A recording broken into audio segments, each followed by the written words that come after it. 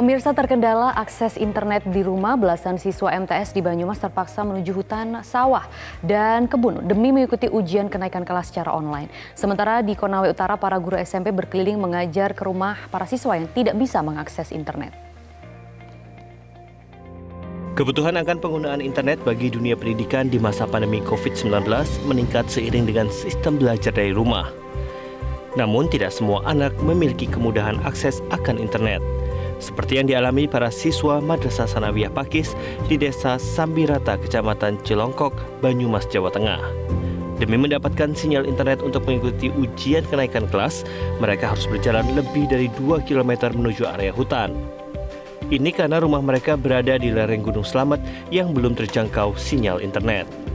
Selain di hutan, para siswa juga banyak yang mengerjakan ujian di tengah sawah, bahkan di kebun demi mendapatkan sinyal internet. Itu pun koneksinya masih kurang baik. Kenapa? Karena apa? Sinyalnya bagus. Kalau di rumah nggak bisa. Jauh nggak dari rumah?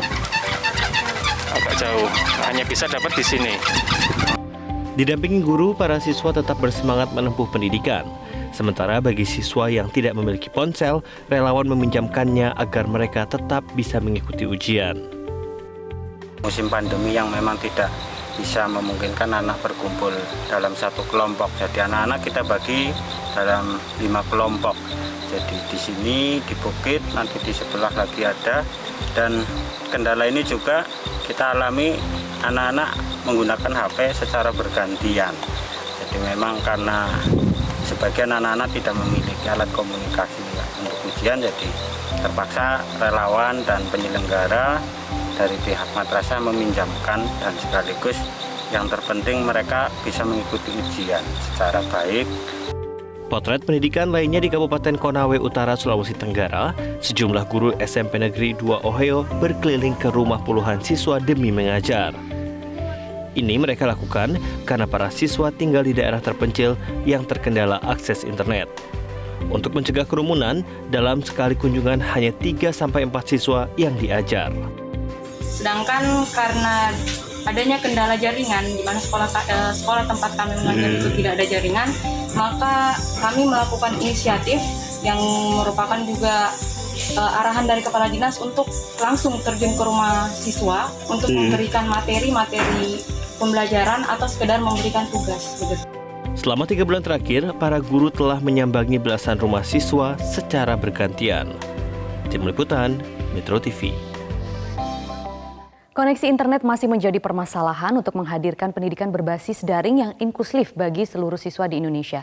Padahal hingga saat ini dunia masih berada dalam ketidakpastian kapan pandemi akan berakhir dan para siswa ini dapat kembali belajar di sekolah. Lalu apa upaya pemerintah untuk mendukung pengembangan akses internet yang merata di seluruh penjuru Indonesia?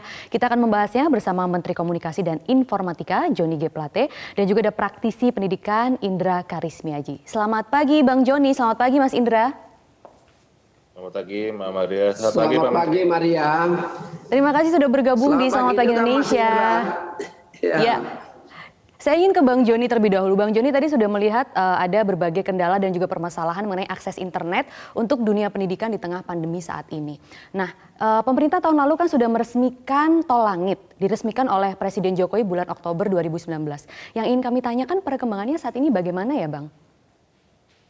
Jadi begini Maria ya, kalau sebut internet itu di ujungnya, di ujung yang satu lagi adalah infrastruktur telekomunikasi. Yang Maria tanya tadi adalah infrastruktur telekomunikasi.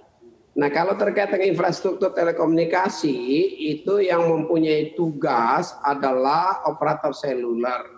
Nah, tetapi tidak semua wilayah itu bisa secara ekonomis dibangun. Operator seluler kan perusahaan. Karenanya untuk wilayah-wilayah tertentu yang disebut dengan 3T itu dibangun oleh Kominfo melalui BLU Kominfo. Nah, saya memberikan gambaran dulu, ini agak panjang sedikit ya, tapi supaya masyarakat tahu. Infrastruktur telekomunikasi di Indonesia ini terdiri dari ya jaringan jaringan tetap ya yang disebut dengan fixed broadband ya. Fixed broadband itu kalau bangun fiber optik di Indonesia ini panjangnya sudah 348.000 kilometer panjang di darat dan di laut di seluruh Indonesia ya, termasuk di dalamnya Palaparing atau tol langit yang disebut itu.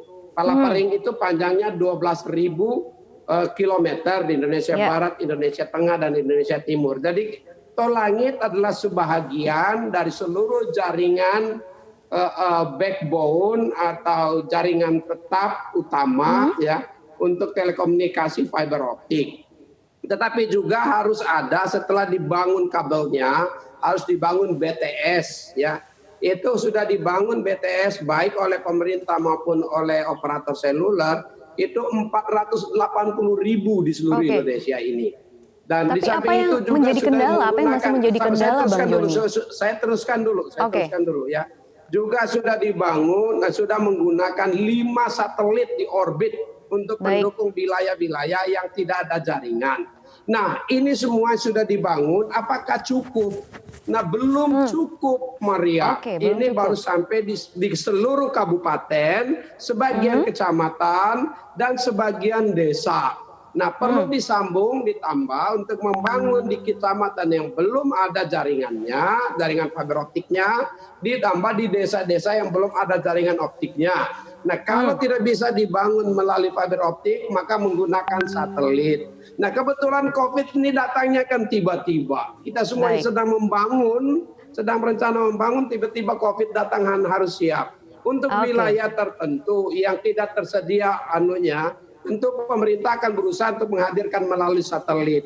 Nah, ini tergantung informasi. Begitu informasinya ada, kita cepat langsung turun dan menghasilkannya. Seperti contoh, Maria, ya di Flores di Nusa Tenggara Timur ada satu desa di mana kepala desanya harus naik pohon baru bisa ada internetnya, aksesnya. Langsung kita datang, kita pasang supaya ada aksesnya. Begitu pula untuk pendidikan, karena pendidikan begitu penting untuk teleeducation, electronic learning dan blended learning khususnya dalam ruangan dan jarak jauh. Nah, kita siap untuk memberikan dukungan. Gitu.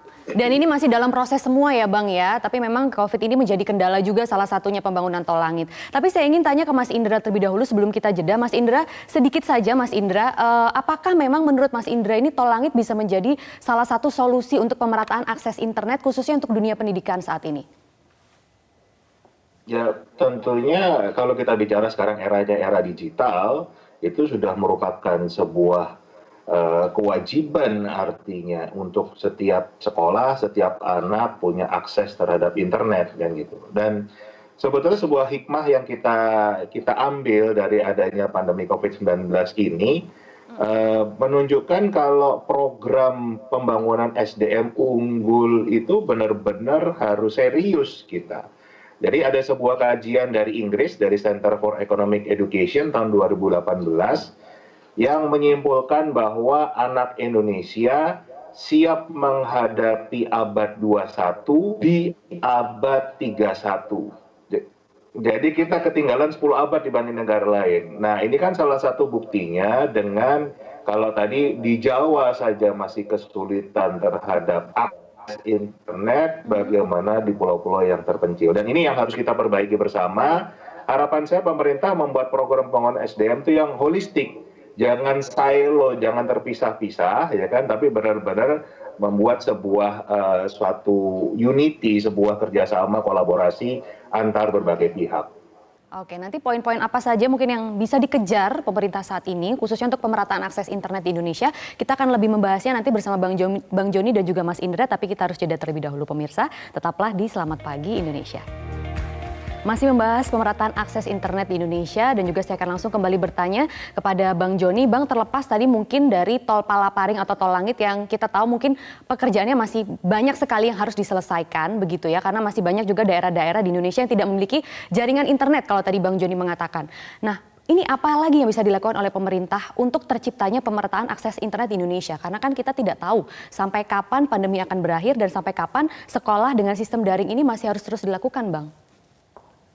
Ya, yang pasti bahwa pemerintah bekerja sama dengan operator seluler untuk terus menggelar pembangunan infrastruktur telekomunikasi ya, membangun jaringan fiber optik dari kabupaten ke kecamatan menyambung ya, dari kabupaten ke kecamatan dan dari kecamatan ke desa ke di mana ada pemukiman.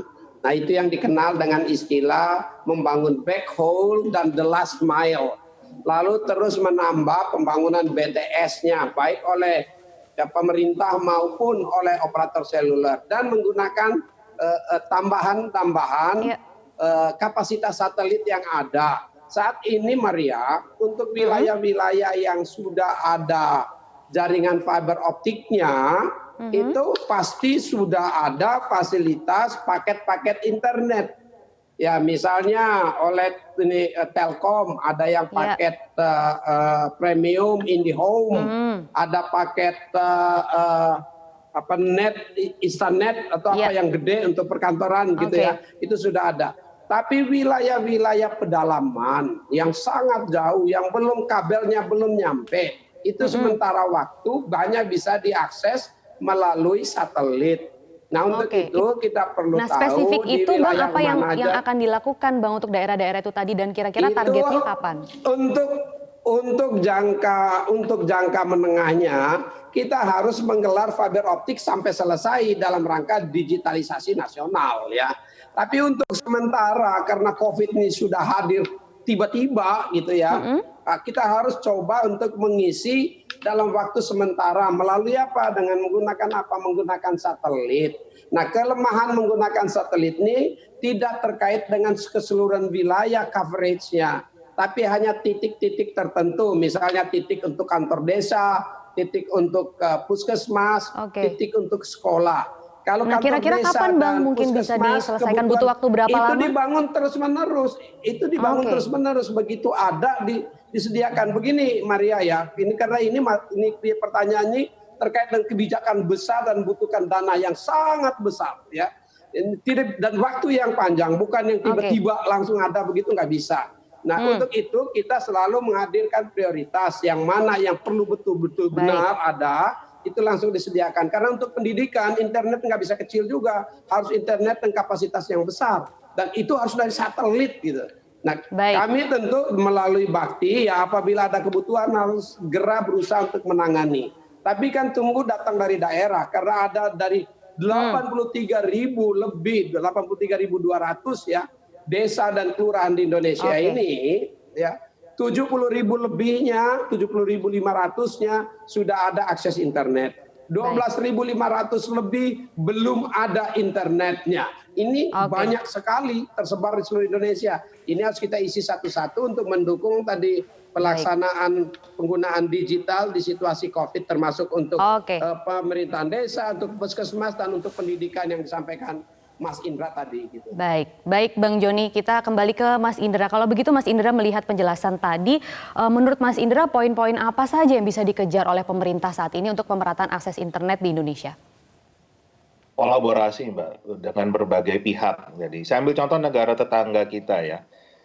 Malaysia itu pada saat waktu ada ke 4G, mereka itu memberikan izin kepada sebuah operator seluler baru, tapi punya persyaratan semua BTS-nya harus dibangun di setiap sekolah yang ada di Malaysia. Jadi malah buat operator dikasih lahan untuk membangun BTS, ditaruh di sekolah, tapi akses internet pita lebar untuk sekolah itu harus digratiskan. Itu yang membuat semua sekolah Malaysia terkoneksi dengan jaringan 4G. Nah, kendala di Indonesia itu kalau menurut Mas Indra saat ini apa sih Mas, sehingga tidak terciptanya kolaborasi tadi yang bisa menunjang dunia pendidikan kita, khususnya untuk akses internet saat ini yang masih menjadi kendala? Nah itu Mbak, itu sebetulnya kesulitan kita, itu memang kita itu ternyata bangsa yang sulit sekali berkolaborasi. Bekerja sama dengan satu sama lain itu kita selalu punya ego sektoral masing-masing. Nah, ini cerita aja, saya membantu timnya Pak Joni Plate sebelum beliau itu untuk mengkolaborasikan dengan Kemdikbud yang kantornya cuma naik Transjakarta cuma sekali, 5 tahun bisa nggak ketemu-ketemu, Mbak. Susah gitu. Oke, Bagaimana kita bicara yang dipahami. pemerintah daerah dan dia. Jadi kita butuh meningkatkan lagi kolaborasi. Oke, terima kasih Mas Indra. Kita kembali lagi ke Bang Joni sebagai penutup begitu Bang. Apa mungkin langkah target apa yang terdekat yang akan dilakukan oleh pemerintah khususnya untuk anak-anak yang tadi kalau kita lihat banyak sekali informasinya mereka sampai harus naik ke hutan, mencari internet ke sawah dan lain sebagainya. Itu dulu mungkin Bang Joni yang saat ini tengah membutuhkan akses internet. Kalau untuk sekolah itu karena belum bisa dengan cepat dibangun jaringan tetap fiber optik dan itu berada di wilayah yang sangat terpencil, maka tentu itu hanya bisa melalui akses satelit. Dan kalau melalui akses satelit ini bukan kapasitas besar. Akses satelit itu tidak terlalu besar, ya.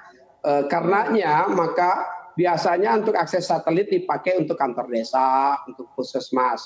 Kalau untuk sekolah, karena anak-anaknya banyak yang harus menggunakannya, apalagi kalau harus belajar dari rumah gitu ya, maka ini harus tersedia kapasitas yang besar. Nah kami untuk wilayah-wilayah terluar terpencil saat ini justru sedang berbicara. Ya kemarin ini sudah beberapa kali rapat, ya termasuk rapat kemarin dengan tokoh-tokoh agama, bagaimana untuk menghadirkan pelayanan pendidikan selama COVID ini. Dengan untuk pesantren ya, untuk sekolah-sekolah yayasan keagamaan Islam itu sekolah-sekolah yayasan keagamaan Katolik, keagamaan Kristen, keagamaan Buddha, keagamaan Konghucu, isinya bagaimana untuk menyiapkan blended learning ya, belajar yang digabungkan di ruang sekolah dan belajar untuk menggunakan teleeducation atau internet. Dengan cara kami sedang mendiskusikan bagaimana menghadirkannya, termasuk pembiayaannya. Kalau biayanya tersedia banyak dan cepat secara teknologi, bisa kita hadirkan internet secara teknologi, Kominfo dan Opsel bisa itu kok.